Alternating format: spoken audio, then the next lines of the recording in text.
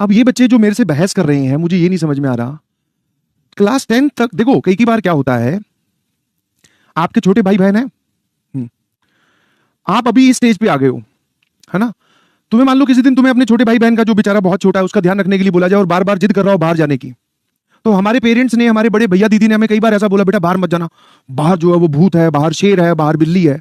होती है कि बिल्ली सच में? नहीं सर। तो फिर ऐसे क्यों बोलते हैं? ताकि वो हमारी प्रोसेस को लिमिट करके हमें सही जगह पहुंचा सके कि बेटा बाहर नहीं जाना है, ठीक है, कुछ मिसहैप हो जाएगा, कुछ और हो जाएगा, इस वजह से हमें डरा कर। वैसे ही जब आपको 9th 10th में पढ़ाया जाता है ना, तो बहुत सारी डेफिनेशन टीचर अपने हिसाब से मोल्ड कर देता है। अब जैसे मैंने भी डेफिनेशन मोल्ड की है, मैंने अभी ये लिखा है कि root of X square positive answer आएगा। एक्चुअल डेफिनेशन तो ये है जो मैंने यहां पर मॉड वाली बात लिखी थी। अब वो मॉड वाला सिंबल इसलिए नहीं लगाना चाह रहा हूं, तुम देखो, तुम मुझसे एक छोटी सी चीज पर कितना डिस्कशन करवा रहे हो।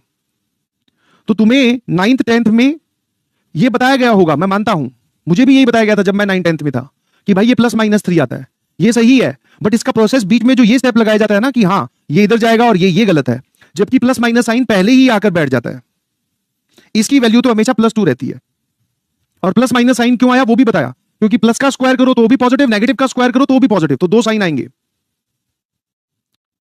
एक कह रहा है हमें अब तक गलत क्यों पढ़ाया गया, एक कह रहा है कि सर फिर हमें तो गलत बताया गया है, तो वही तो सही कर रहा हूं ना भाई।